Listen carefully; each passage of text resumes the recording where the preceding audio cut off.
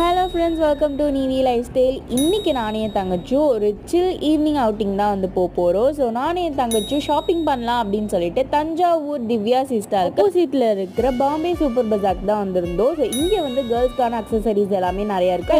ஹோம்கான எல்லாமே வந்து இங்கே இருக்கும். ஸோ அதனால் நானே என் தங்கச்சி வந்து இங்கே வந்திருந்தோம். இங்கே நியூவான கலெக்ஷன்ஸ் எல்லாமே வந்து இருக்கும்.